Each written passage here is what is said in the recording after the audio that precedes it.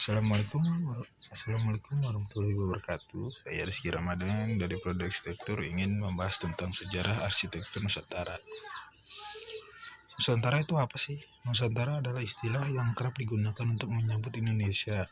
Nama ini berasal jauh sebelum Indonesia ada, dikutip dari Perundang-undangan Majapahit 1967. Nama Nusantara lahir di masa Kerajaan Majapahit sekitar abad ke-14. Nusantara saat ini digunakan dalam konteks politik. Sejarah perkembangan arsitektur Nusantara. Yang pertama, perkembangan arsitektur Nusantara telah melewati masa yang panjang. Setiap era melahirkan gaya arsitektur yang sangat spesifik dengan membawa ciri khas dan keunikan sesuai tren dan pengaruh di zaman tersebut.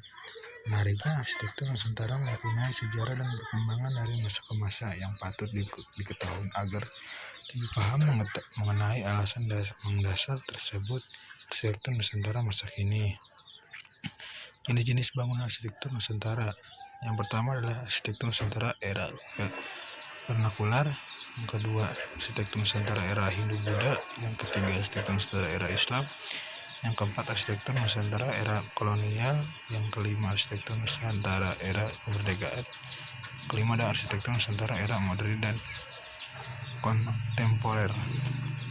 Yang pertama, arsitektur Nusantara era vernakular. Sebelum terpengaruh dengan budaya luar, arsitektur Nusantara di era ini sangat menonjol kearifan lokal. Setiap daerah Indonesia memiliki arsitektur khas melalui penggabungan adat istiadat, tradisi, budaya, dan sehingga menghasilkan gaya arsitektur yang mewakili identitas dari daerah tersebut. Arsitektur Nusantara era Hindu-Buddha. Masuknya ajaran Hindu-Buddha juga memberikan pengaruh kuat terhadap perkembangan arsitektur Nusantara. Era tersebut terdapat banyak sekali bangunan candi dan pura yang memanfaatkan material batu alam serta dihiasi dengan relief yang sangat khas. Yang ketiga, arsitektur Nusantara era Islam.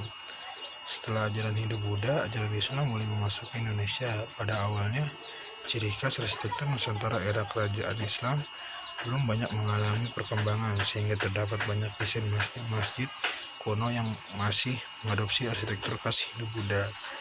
Namun banyak yang musafir dari Timur Tengah yang menyebarkan ajaran Islam membawa pengaruh pada perkembangan arsitektur sehingga mulai mengadopsi elemen dekorasi dan ornamen khas Timur Tengah.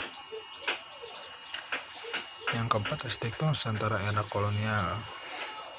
Babak baru sejarah arsitektur Nusantara kembali dimulai saat masuknya bangsa Portugis dan Belanda ke Indonesia. Kedudukan Belanda yang mencapai lebih 350 tahun sangat pengaruhi arsitektur Nusantara yang sangat menonjol. Gaya arsitektur Eropa dengan sejumlah penyesuaian mengingat Indonesia beriklim tropis.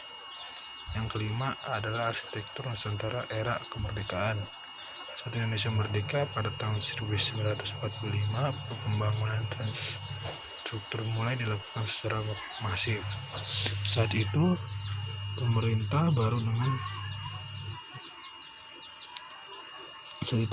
Indonesia membongkar bangunan lama dan mendirikan bangunan baru dengan mengutamakan fungsi, kenyamanan, kesederhanaan, serta kesesuaian dengan iklim di Indonesia. Di era tersebut banyak bangunan tinggi yang mengadopsi gaya desain modern seperti yang bisa kamu lihat pada monumen nasional, Masjid Istiqlal, dan Hotel Indonesia.